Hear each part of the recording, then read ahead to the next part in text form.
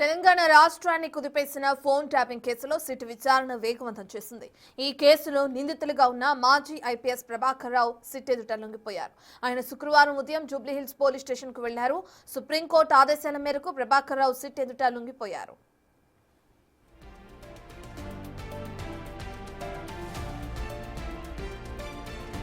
Prabhakar Rao 5 iCloud ఖాతాలను మరో 5G mail ఖాతాలను వినియోగించినట్లు గతంలో సిట్ గుర్తించింది.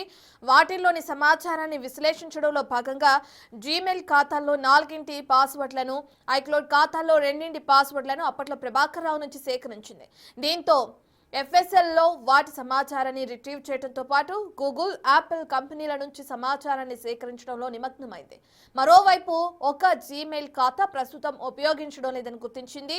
మరో ఐక్లౌడ్ ఖాతాను అమెరికాలో ఉన్న డివైస్లో ప్రభాకర్ రావు లాగిన్ అయ్యారు. ఆ డివైస్ ప్రస్తుతం అక్కడే ఉండటంతో ఆ ఖాతాలోని సమాచారాన్ని విశ్లేషించే పనిలో అధికారులున్నారు.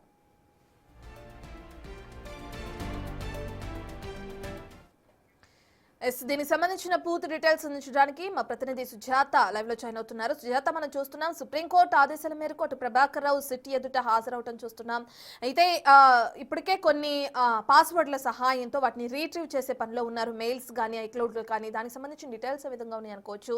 ఇప్పుడు ప్రభాకర్ రావు సిట్ ఎదుట హాజరైన క్రమంలో ఎటువంటి విచారణ కొనసాగే అవకాశం ఉందనుకోవచ్చు సుజాత?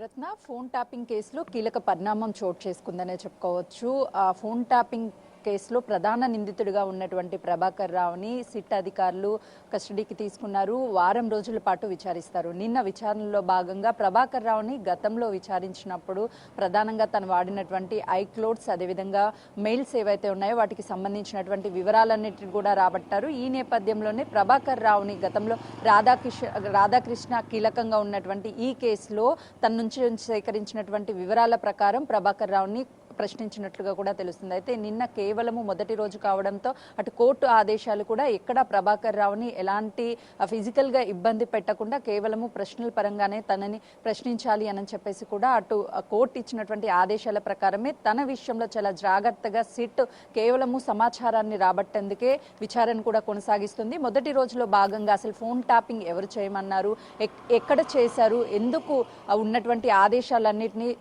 పట్టించుకోకుండా ఫోన్ ట్యాపింగ్ పాల్పడ్డారు, ఈ విషయాలన్నింటినీ కూడా రాబట్టారు. కానీ తను గతంలో ఏదైతే చెప్పారో, నేను కేవలము పైనున్నటువంటి నా బాస్ ఇచ్చిన ఆదేశాల ప్రకారమే ఫోన్ ట్యాపింగ్ ప్రకారమే నడుచుకున్నాము, ఎక్కడా కూడా మా ప్రమేయం లేదు అని చెప్పే ప్రయత్నం చేశాడు. అయితే రాధాకృష్ణ గతంలో తనని విచారించినప్పుడు చాలా క్లియర్గా బీఆర్ఎస్లో ఒక సుప్రీం చెప్పినటువంటి ఆదేశాల ప్రకారమే మేము ఫోన్ ట్యాపింగ్కి పాల్పడ్డాము అని చెప్పారు. ఆ విషయాలను గురించి ప్రభాకర్ రావుని విచారించే అవకాశం ఉంది. ఎందుకంటే ఐక్లౌడ్కి సంబంధించినటువంటి డేటాని కూడా రిక్రూట్ చేశారు కాబట్టి FSL కి పంపించి ఆ డేటా ఆధారంగా విచారించే అవకాశం చాలా స్పష్టంగా కనిపిస్తుంది. ప్రధానంగా ఇక్కడ 2 విషయాలు, తను డిలీట్ చేసినటువంటి డేటా, అదేవిధంగా బీఆర్ఎస్ లోని సుప్రీం ఎవరు, ఈ 2 ప్రశ్నల ద్వారా మొత్తం సమాచారాన్ని కూడా రాబట్టేందుకు సిట్ అయితే మొత్తము ప్లాన్ ప్రకారమే తనను విచారిస్తుంది. ఎక్కడ తనకి ఇబ్బంది కలగకుండా సుప్రీంకోర్టు ఆదేశాలను పాటిస్తూ విచారణ అయితే మాత్రం కొనసాగిస్తుంది. రత్న, రైట్, థాంక్యూ సుజాత.